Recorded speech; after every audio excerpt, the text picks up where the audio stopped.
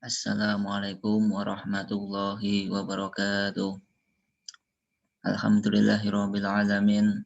Wassalatu wassalamu ala sayyidina Muhammadin wa ala alihi wa sahbihi ajmain.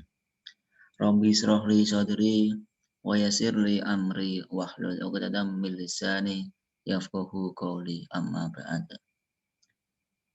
Nama saya Rifki Rustianto, ingin mempresentasikan PowerPoint mata kuliah Strategi Belajar Mengajar atau SBM.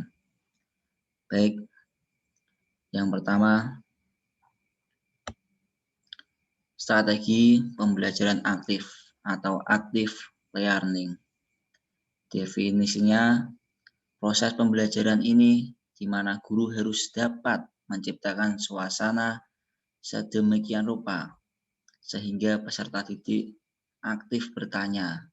Jadi guru menggunakan metode bagaimanapun agar siswa itu terpancing untuk bertanya atau mempertanyakan sesuatu. Jadi siswanya itu yang harus aktif. Ciri-ciri strategi belajar aktif ini, yang pertama, pengamatan terhadap beberapa model atau contoh yang memberikan kesempatan pada siswa untuk melihat dan mengetahui. Yang kedua, refleksi yang dilakukan dengan cara mengungkapkan pengalaman kepada teman dan guru, potensial mengundang dialog di dalam kelas, sehingga memungkinkan muncul pengalaman atau pengetahuan baru. Yang ketiga, pemecahan masalah yang disajikan memungkinkan siswa berada di dalam kondisi higher order thinking. Ya, selanjutnya ini tujuan strategi pembelajaran aktif. Tujuannya meliputi 1. Untuk mengaktifkan peserta didik sejak dini. Jadi tujuan strategi belajar ini menuntut peserta didik untuk aktif sejak awal, sejak dini. Yang kedua, untuk membantu peserta didik memperoleh pengetahuan, keterampilan, dan sikap secara aktif. Jadi peserta didik dituntut untuk aktif. Yang ketiga, untuk menguatkan daya ingat. Jadi daya ingat para peserta didik agar lebih kuat untuk mengingat mata pelajaran. Ya, ini bentuk-bentuk strategi pembelajaran aktif. Meliputi strategi pembelajaran card short. Yang kedua, strategi pembelajaran kooperatif jigsaw. Terus tes atau penilaian. Terus selanjutnya strategi pembelajaran debat aktif. Debat aktif itu strategi berharga yang dapat mendorong pemikiran dan perenungan, terutama kalau peserta didik dihadapkan mempertahankan pendapat. Jadi kita dituntut untuk mempertahankan pendapat kita. Jadi debat itu. Ya, selanjutnya ini ada kelebihan dan kekurangan strategi pembelajaran aktif. Jadi setiap strategi itu memiliki kekurangan dan kelebihan masing-masing. Kalau strategi ini kelebihannya berpusat pada peserta didik. Jadi strategi ini pusatnya adalah peserta didik. Jadi pendidik itu hanya sebagai fasilitator, tidak terus serta-merta menerangkan atau menjelaskan terus dari awal sampai akhir.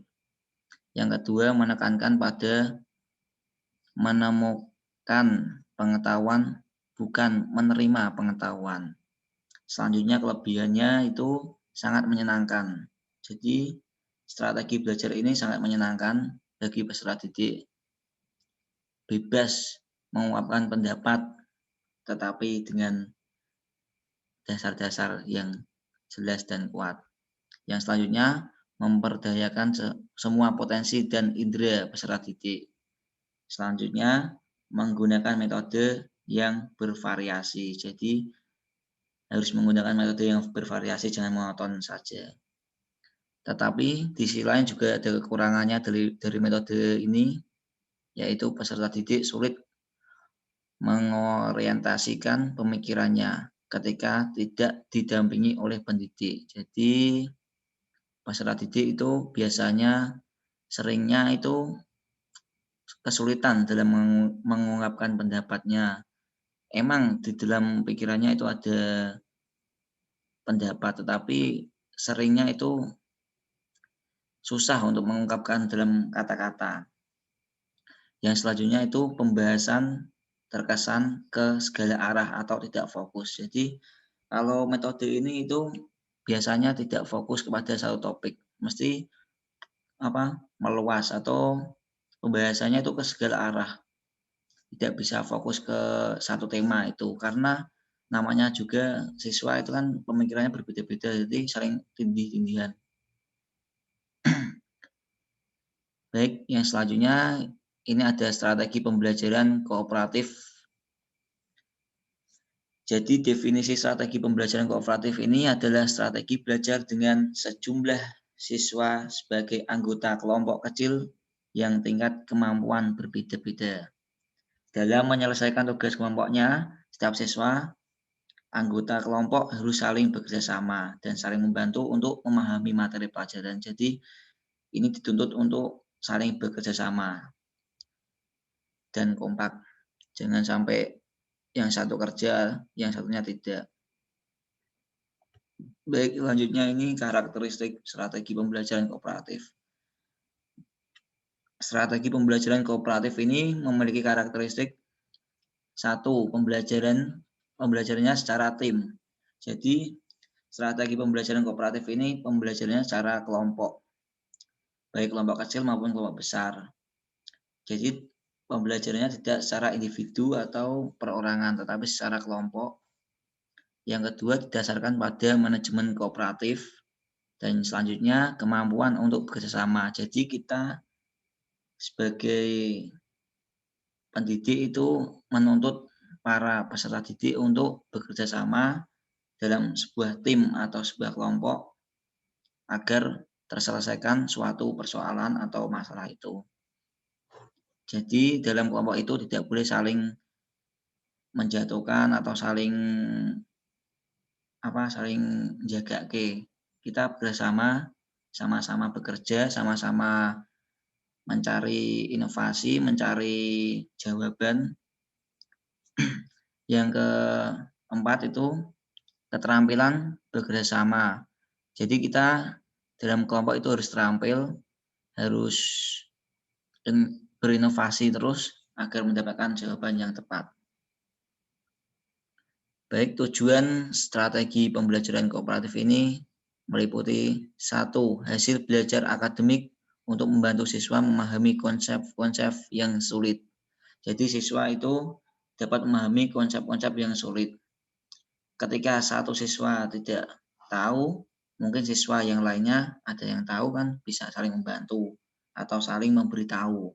Jadinya semuanya bisa tahu. Yang kedua, penerimaan terhadap perbedaan individu. Jadi setiap individu itu pasti berbeda-beda karakteristiknya, sifatnya, terus kesehariannya itu harus saling memahami, saling menerima kekurangannya, dan saling melengkapi kekurangannya agar menjadi suatu kelebihan dalam suatu tim itu.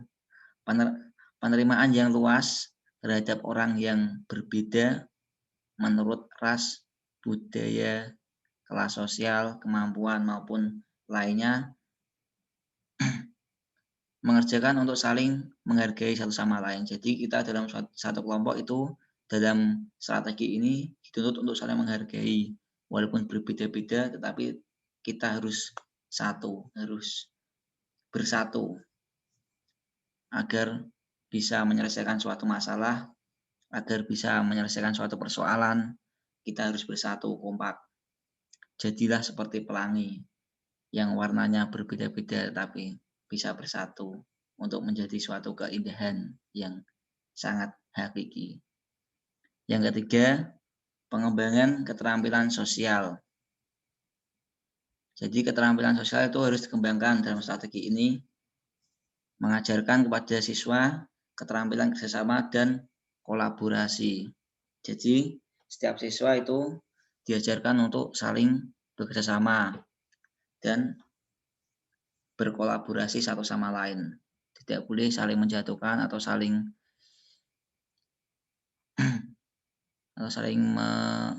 menjelekkan, itu tidak boleh, harus saling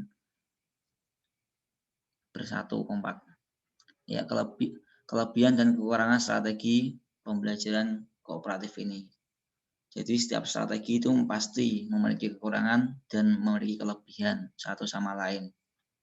Baik, kelebihan strategi ini yang ke satu, melalui pembelajaran kooperatif siswa tidak terlalu menggantungkan pada guru. Jadi sekali lagi guru itu sebagai fasilitator pelengkap, tidak serta-merta guru itu menerangkan A sampai Z. Akan tetapi dapat menambah kepercayaan, kemampuan berpikir sendiri.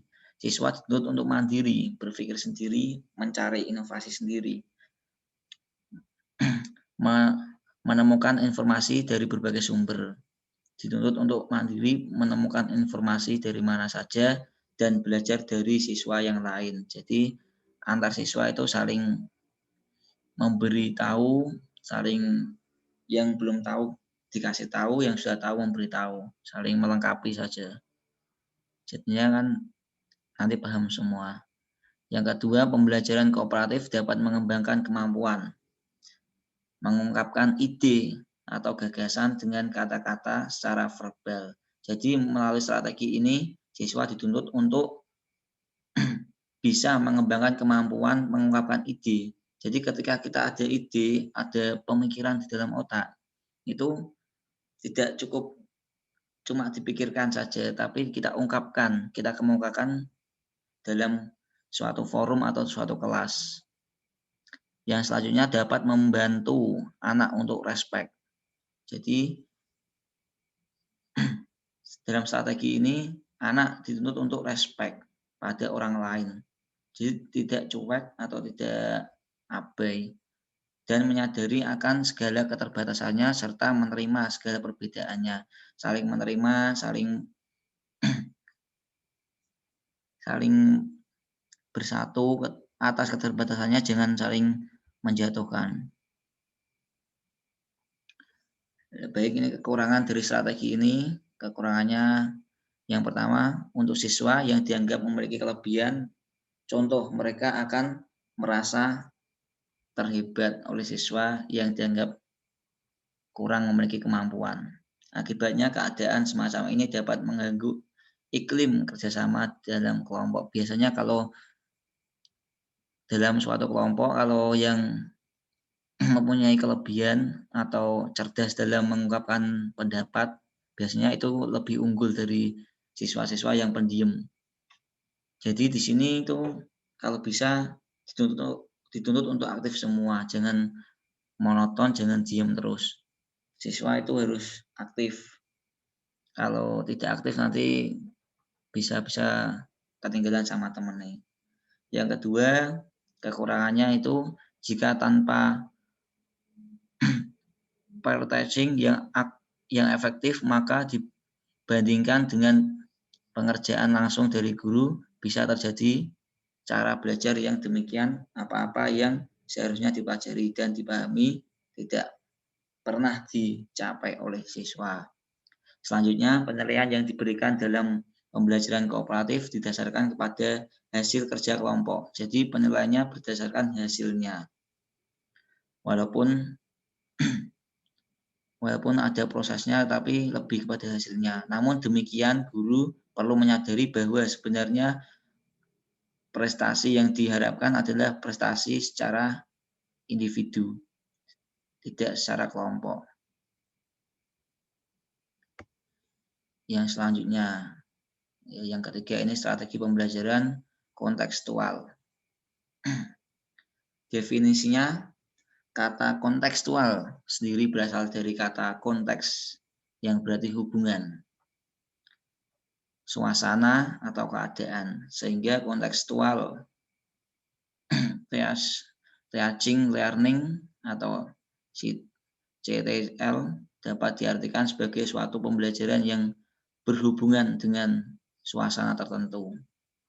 Pendekatan kontekstual merupakan konsep belajar yang membantu guru kaitkan antara materi yang diajarkan dengan situasi dunia nyata.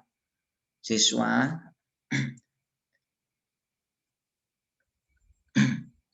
jadi guru itu mengkaitkan antara materi yang diajarkan saat di kelas dengan situasi dunia nyata siswa dan mendorong antara pengetahuan yang dimilikinya dengan penerapan dalam kehidupan mereka sebagai anggota keluarga dan masyarakat. Jadi dalam pembelajaran itu seorang guru itu mengkaitkan pelajaran di kelas itu dengan situasi pada dunia nyata. Ya, selanjutnya slide ke-11. Karakteristik strategi pembelajaran kontekstual. Karakteristiknya kerjasama, tidak individu. Saling menunjang, saling kerjasama, saling bersatu, saling gotong royong. Yang ketiga, menyenangkan dan tidak membosankan. Selanjutnya, belajar dengan strategi ini mempunyai karakteristik belajar dengan bergairah, pelajaran terintegrasi. Tujuannya, membantu siswa melihat makna dalam materi akademik yang mereka pelajari dengan jalan menghubungkan mata pelajaran akademik dengan isi kehidupan sehari-hari, yaitu dengan konteks kehidupan sehari-hari melalui penerimaan, pengelolaan, dan pengedepanan untuk kemudian dapat disajikan kemudian untuk bisa dijadikan sandaran dalam menanggapi gejala yang muncul kemudian. Jadi dalam pelajaran ini jika guru menerangkan di dalam suatu kelas itu dikaitkan atau dihubungkan dengan keadaan nyata pada keseharian siswa. Biar siswa lebih mudeng, lebih paham, harus dikaitkan dengan kehidupan nyata agar dapat dipahami. Ya, selanjutnya komponen strategi pembelajaran kontekstual ini meliputi konstruktivisme, yang kedua menemukan, yang ketiga bertanya, yang keempat masyarakat belajar, yang kelima pemodelan. Baik, selanjutnya kelebihan dan kekurangan strategi belajar kontekstual. Kelebihannya dulu ya. Kelebihan strategi ini yang pertama, pembelajaran lebih bermakna. Jadi pembelajaran sangat bermakna sekali karena kita kaitkan dengan kehidupan nyata.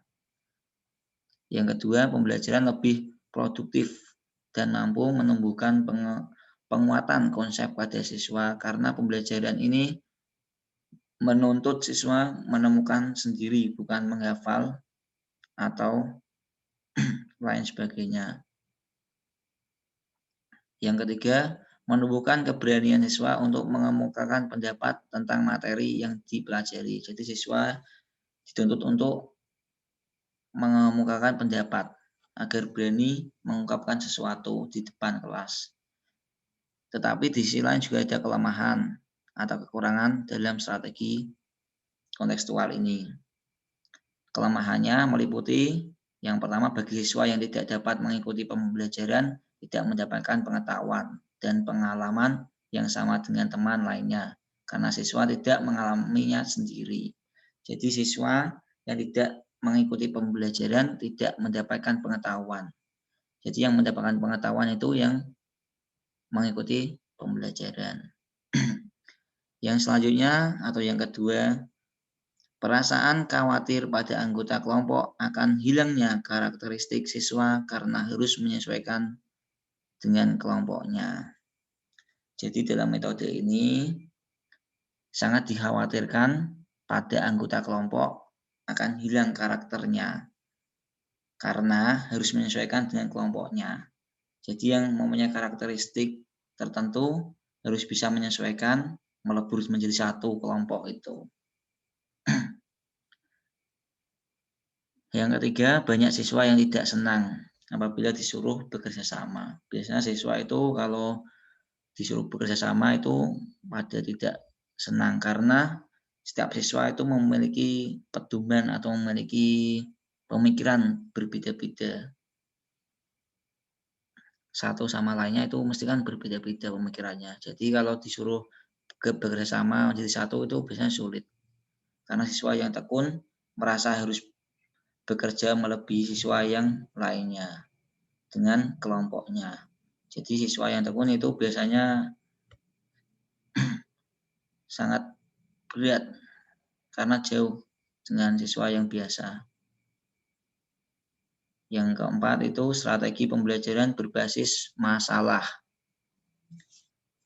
Strategi ini memiliki definisi yang pembelajarannya lebih banyak menggunakan masalah-masalah di kehidupan nyata. Jadi dalam pembelajaran strategi ini sering kita kaitkan pada masalah-masalah yang ada pada dunia nyata atau yang sudah terjadi dalam kehidupan sehari-hari agar para peserta didik dapat berpikir lebih konkret dan lebih mengembangkan kreativitas mereka. Karakteristiknya pengajuan pertanyaan atau masalah. Yang selanjutnya keterkaitan dengan disiplin ilmu lain. Yang ketiga menyelidiki masalah autentik. Yang keempat memamerkan hasil kerja. Yang kelima kolaborasi. Kolaborasi bekerjasama satu sama lain. Ya, selanjutnya ini tujuannya strategi pembelajaran berbasis masalah.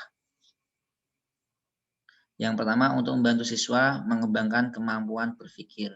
Jadi dalam strategi ini sangat membantu siswa untuk mengembangkan kemampuannya. Tentunya kemampuan dalam berpikir siswa. Yang kedua, mengembangkan kemampuan memecahkan masalah. Jadi siswa dituntut untuk lebih mengembangkan kemampuan berpikirnya untuk memecahkan masalah.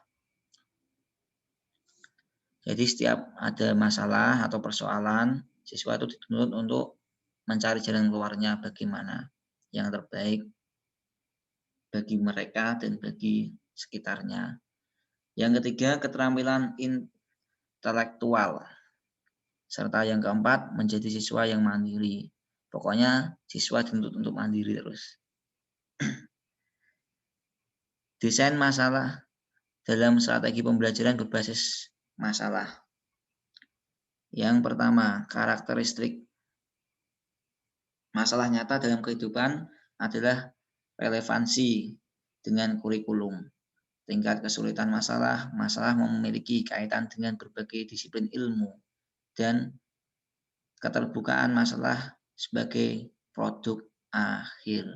Selanjutnya konteksnya, masalah itu bersifat menantang, memotivasi, dan tidak terstruktur. Jadi konteksnya masalah itu sifatnya harus menantang, tidak boleh monoton, harus memotivasi, memiliki hikmah, biar siswa termotivasi, tentunya termotivasi untuk menjadi yang lebih baik. Selanjutnya itu sumber dan lingkungan belajar.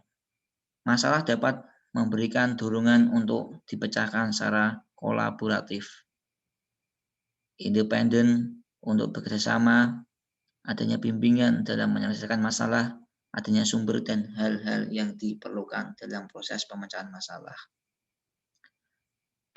Yang selanjutnya, presentasi. Penggunaan skenario masalah, penggunaan video klip, audio, jurnal, dan majalah, serta web slide. Ya, slide selanjutnya, ini adalah langkah-langkah strategi pembelajaran berbasis masalah. Langkah-langkah strateginya, yang pertama merumuskan masalah. Jadi, awal-awal kita harus merumuskan suatu masalah. Masalahnya apa? Dirumuskan. Yaitu langkah siswa menentukan masalah. Jadi masalahnya apa? Dirumuskan. Terus yang selanjutnya menganalisis masalah, yaitu langkah siswa meninjau masalah secara kritis dari berbagai sudut pandang. Siswa dituntut untuk menganalisis masalah dari sudut pandang yang berbeda-beda.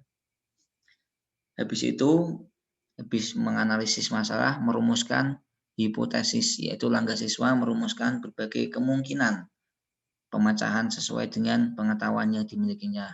Mulai dari sini siswa dituntut untuk merumuskan berbagai kemungkinan pemecahan suatu sesuai dengan pengetahuannya. Jadi mulai memecahkan masalah dengan ilmu-ilmunya yang dia tahu.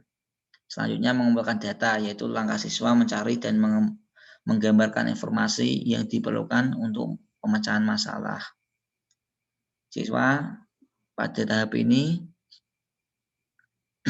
dituntut untuk mengumpulkan data dari suatu masalah itu untuk mencari gambaran informasi yang diperlukan untuk memecahkan masalah itu.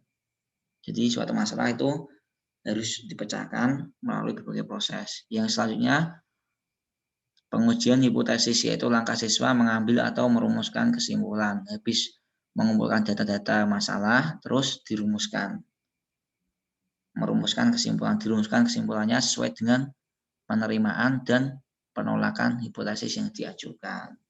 Selanjutnya merumuskan rekomendasi pemecahan masalah, yaitu langkah siswa menggambarkan rekomendasi yang dapat dilakukan sesuai rumusan hasil pengujian hipotesis dan rumusan kesimpulan. Baik, set selanjutnya set ke-17.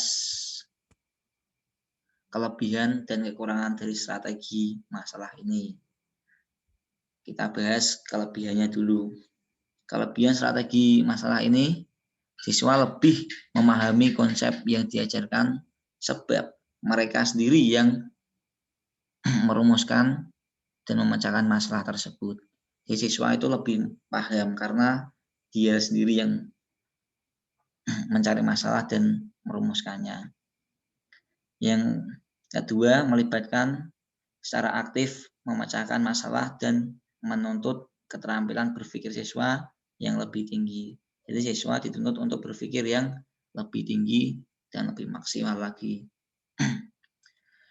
Yang ketiga, pengetahuan tertanam berdasarkan skema yang dimiliki siswa sehingga pembelajaran lebih bermakna. Jadi pengetahuan tertanam berdasarkan skema. Pengetahuannya tertanam karena adanya skema yang dimiliki siswa.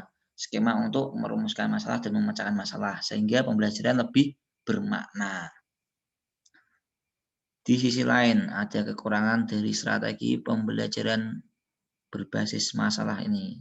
Kekurangannya, yang pertama, menentukan suatu masalah yang tingkat kesulitannya sesuai dengan tingkat berpikir siswa. Jadi, menentukan masalah itu tidak serta-merta sembarang masalah bisa, tapi kita juga melihat tingkat kesulitannya masalah itu sebanding dengan tingkat berpikir siswa. Jadi kalau siswa SD itu jangan terlalu berat-berat masalahnya yang kita berikan, karena pemikirannya dia masih tidak sesuai dengan anak SMP atau SMA atau mahasiswa.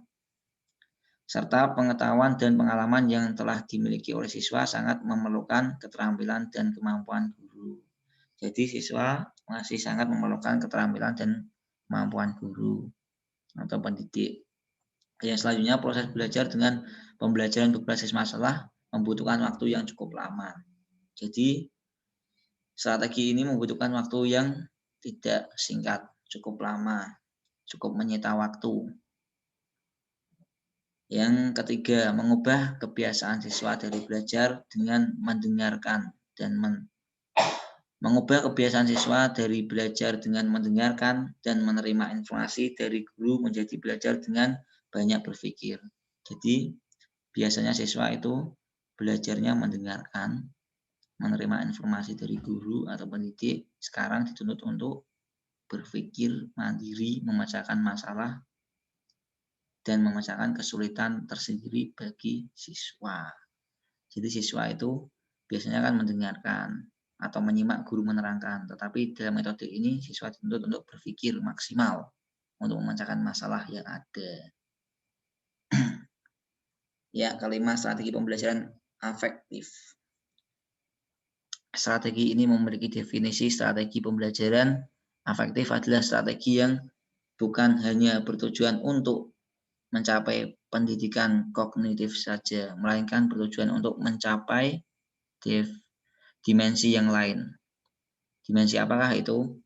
Di antaranya sikap dan keterampilan afektif berhubungan dengan volume yang sulit diukur karena menyangkut kesadaran seorang yang tumbuh dari dalam. Selanjutnya ini ada tingkat afektif. Yang pertama penerimaan, keinginan menerima dan memperhatikan terhadap fenomena yang terjadi. Yang kedua responnya bagaimana, perhatian dan partisipasinya aktif atau tidak, peserta didik dalam melakukan suatu aktivitas yang tentunya didasarkan persetujuan, keinginan, dan tanggapan. Yang ketiga, acuan nilai, keyakinan atau sikap yang menunjukkan derajat internalisasi dan komitmen terhadap nilai-nilai yang berlaku di lingkungan peserta didik. Yang selanjutnya, organisasi itu mengorganisasi nilai-nilai yang relevan ke dalam suatu sistem didasarkan pada saling berhubungan antar nilai. Yang selanjutnya menjadi karakter, tentunya karakter yang baik, serta sistem nilai yang dijadikan karakter individu secara terorganisasi dan konsisten. Jadi karakternya harus terorganisasi dan konsisten, tidak boleh naik turun, serta mampu mengontrol tingkah laku individu dan menjadi gaya hidup. Jadi siswa dituntut untuk mampu mengontrol tingkah lakunya, tidak boleh sembarangan, dan menjadi gaya hidup. Gaya hidup tentunya kebiasaan yang baik, tidak boleh yang jelek. Slide ke-20 ini macam-macam strategi pembelajaran afektif. Macam-macamnya ada konsideransi, siswa dorong untuk lebih peduli. Jadi siswa itu dorong untuk lebih peduli kepada setiap permasalahan. Yang kedua, pembentukan rasional. Model pembentukan rasional atau rational building model bertujuan mengembangkan kematangan pemikiran tentang nilai-nilai. Jadi siswa itu dituntut untuk lebih pembentukannya lebih rasional agar kematangan pemikiran tentang nilai-nilai itu lebih berkembang. Yang ketiga, klarifikasi nilai. Ya. Keempat, pengembangan moral kognitif, dan selanjutnya non-direktif. Baik, ini selanjutnya slide ke-21. Kita percepat aja.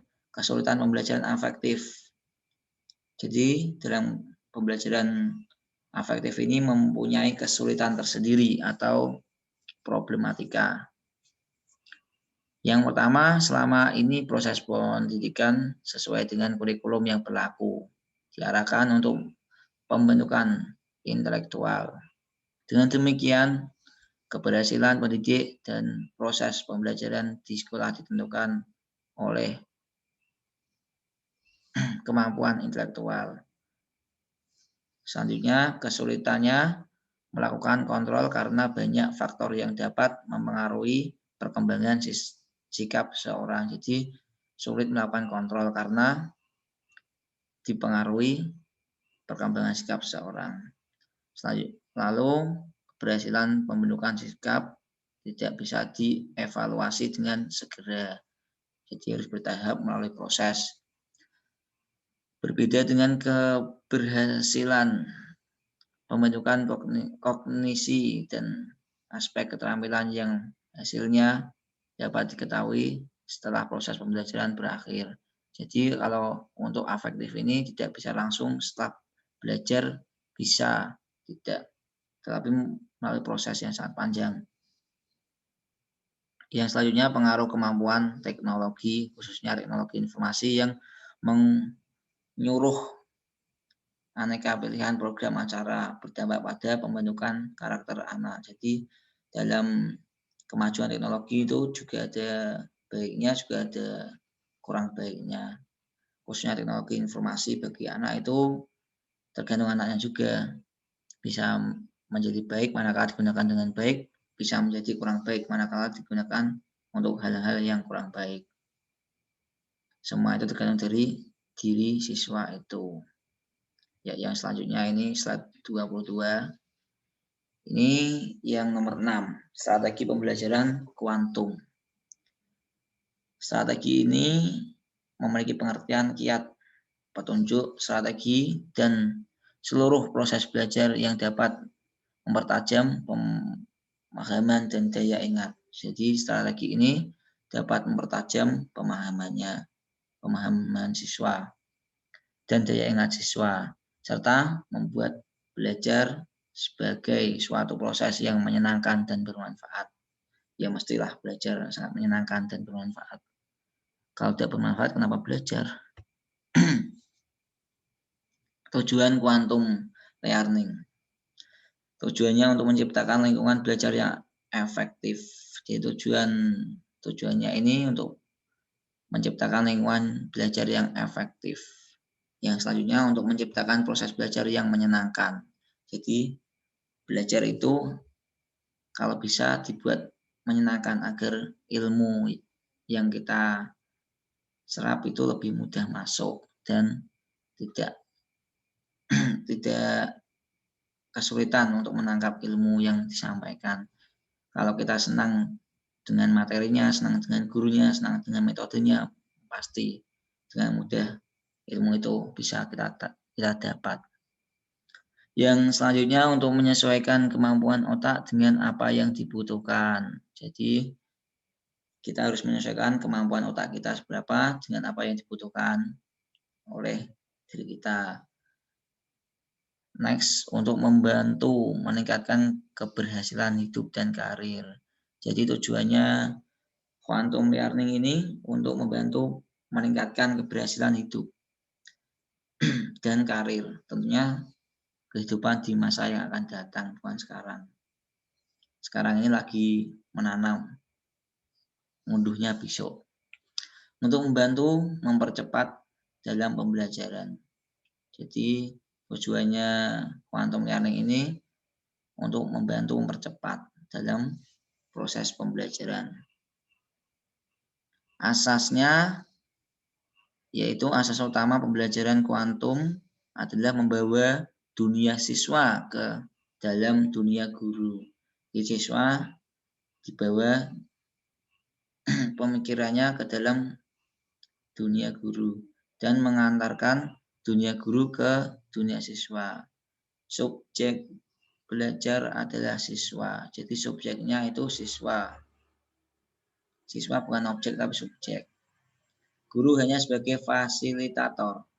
Jadi guru itu pelengkap, fasilitas. Jadi yang dituntut untuk aktif, untuk mencari inovasi, mencari pengetahuan itu adalah siswa. Guru itu cuma mengarahkan saja, fasilitas. Kalau siswa kurang tepat, baru guru itu mengarahkan yang tepat bagaimana, yang benar bagaimana. Tidak serta-merta guru terus yang harus menerangkan. Sehingga guru harus memahami potensi siswa terlebih dahulu. Jadi sebelum menerapkan ini, guru juga harus memahami potensi siswa seberapa. Tidak asal-asalan. Apakah sudah mampu atau belum, gitu. Ya, ini selanjutnya slide ke-24, prinsip quantum learning. Prinsipnya segalanya berbicara, segalanya dari lingkungan kelas hingga bahasa tubuh. Jadi berbicara semua, tidak ada yang diem. Kertas yang dibagikan hingga rancangan pembelajaran semua mengirim tentang belajar. Ini selanjutnya prinsipnya segalanya bertujuan, semua yang terjadi dalam pengubahan mempunyai pengirim pesan tentang belajar. Ya, ini yang ketiga, pengalaman sebelum pemberian nama atau otak tidak berkembang pesat dalam adanya rangsangan kompleks. Selanjutnya ini, akui setiap usaha belajar mengandung resiko. Ya mestilah. Belajar berarti melangkah keluar dari kenyamanan. Jadi namanya belajar itu mesti mengandung resiko. Resikonya apa? Ya kosong, ya lain sebagainya. Dan melangkah keluar dari kenyamanan. Dari dalam belajar itu tidak bisa dalam zona nyaman. Harus melangkah, harus mau susah payah dulu. Pada saat siswa mengambil langkah ini, mereka patut mendapatkan pengakuan atas kecakapan dan kepercayaan diri mereka. Jika layak dipelajari, maka layak pula dirayakan. Perayaan adalah sarapan pelajar juara. Perayaan memberikan umpan balik mengenai kemajuan dan meningkatkan asosiasi emosi positif dengan belajar. Ya, selanjutnya ini langkah-langkah quantum learning. Tahap persiapan. 1. Mempersiapkan kondisi belajar siswa dengan cara mengatur ruang kelas. Jadi ruang kelasnya diatur dulu. Berbeda dengan ruang kelas biasanya dengan menata kursi. Jadi kursinya ditata dulu, diatur dulu sedemikian rupa yang dibutuhkan bagaimana. Yang kedua, menyiapkan musik yang lembut dipasang ketika siswa melakukan kontak mata. Yang ketiga, menciptakan kalimat sugestif positif untuk diberikan kepada siswa. Jadi kalimatnya harus positif, tidak boleh yang negatif. Tahap pelaksanaannya presentasi materi pertama.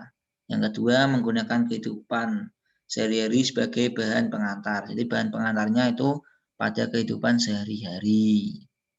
Yang ketiga, adanya interaksi dengan umpan balik antara siswa dengan guru. Jadi guru dan siswa itu ada umpan balik tersendiri. Yang keempat, siswa mencatat materi pembelajarannya. Siswa harus mencatat materi pembelajaran, tidak boleh tidak. Selanjutnya, memberikan kesempatan kepada siswa untuk aktif. Siswa itu tentu untuk aktif lagi. Jangan monoton atau pendiam. Selanjutnya, guru dan siswa bersemangat dalam kegiatan pembelajarannya. Jadi peserta didik dan pendidik itu harus semangat, harus mempunyai motivasi, penyemangat tersendiri saat belajar itu. Tahap evaluasi. Tahapan ini mempunyai 4 tahap, yaitu yang pertama siswa diberikan latihan soal. Jadi awal-awal itu siswanya diberikan latihan soal dulu. Sebelum masuki materi diberikan latihan soal. Yang kedua, guru memperhatikan permasalahan yang dihadapi siswa. Jadi guru itu harus mengetahui masalah siswa itu apa yang dihadapinya. Yang ketiga, tidak menyalahkan kesalahan pada siswa. Jadi kalau salah itu jangan menyalahkan pada siswa, tapi salahkan pada diri sendiri. Karena siswa itu tidak tahu. Yang keempat, mengadakan penelitian melalui tes lisan dan tes tulis. Jadi untuk penelitian, guru bisa mengadakan tes lisan atau tulis terlebih dahulu sebelum masuk ke materi. Nanti kan tahu permasalahannya apa, yang dihadapi siswa, kekurangannya apa, lah baru guru masuk dalam situ. Yang ke-27, kelebihan kekurangannya. Kelebihannya dulu ini. Kelebihannya yang pertama, pembelajaran kuantum berpangkal pada psikologi kognitif. Pembelajaran kuantum lebih bersifat humanistis. Pembelajaran kuantum lebih konstruktivis. Yang keempat, pembelajaran kuantum memusatkan perhatian pada interaksi yang bermutu dan bermakna. Jadi dalam pembelajaran kuantum ini pusat perhatiannya pada interaksi yang bermutu dan bermakna dalam belajar, bukan sekedar transaksi makna. Yang kelima, pembelajaran kuantum sangat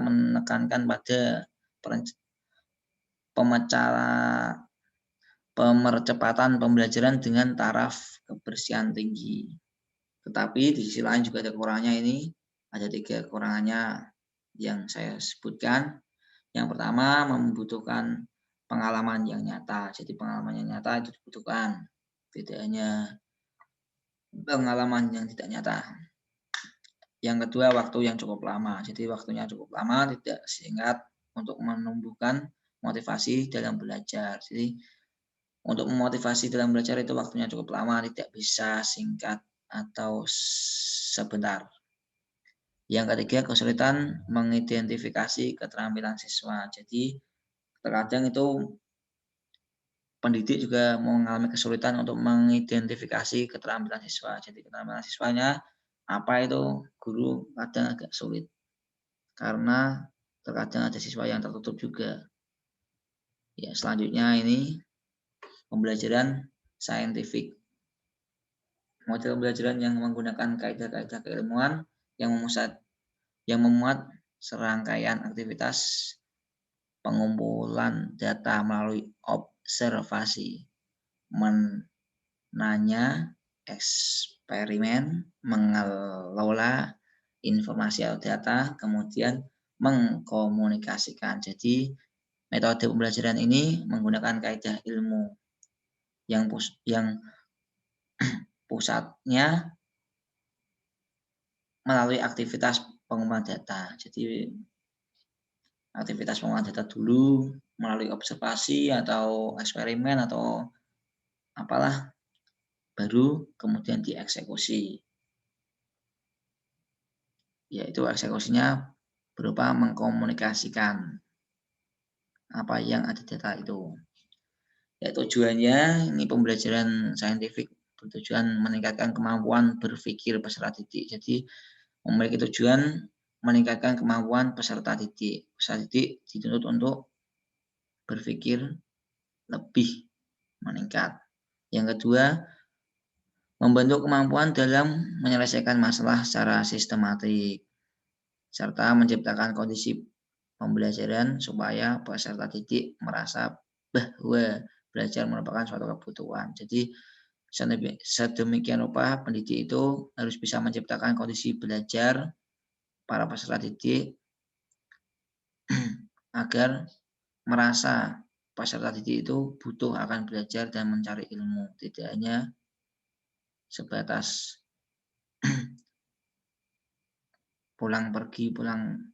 sebatas pulang berangkat toh.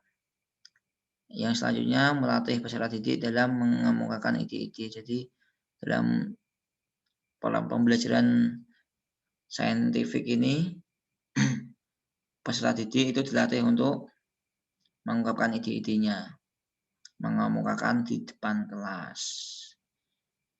Yang selanjutnya meningkatkan hasil belajar peserta didik. Peserta didik dituntut untuk meningkatkan hasil belajarnya dan mengembangkan karakteristik peserta didik itu. Ini prinsip-prinsip pembelajaran saintifik ini ada beberapa ini. Pembelajaran terhindar dari verbalisme atau apa ini? Pembelajaran memberikan kesempatan pada siswa untuk mengasimilasi dan mengakomodasi konsep, hukum, dan prinsip. Serta lainnya ini ada pembelajaran mendorong terjadinya peningkatan kemampuan berpikir siswa. Ya, langsung langkah-langkah pembelajaran saintifik ini. Langkah-langkahnya yang pertama mengamati atau observasi dulu. Metode mengamati ini mengutamakan kebermaknaan proses pembelajaran. Selanjutnya menanyakan. Habis mengamati terus menanyakan. Kegiatan belajar menanyakan dilakukan dengan cara mengajukan pertanyaan. Jadi pendidik itu mengajukan pertanyaan.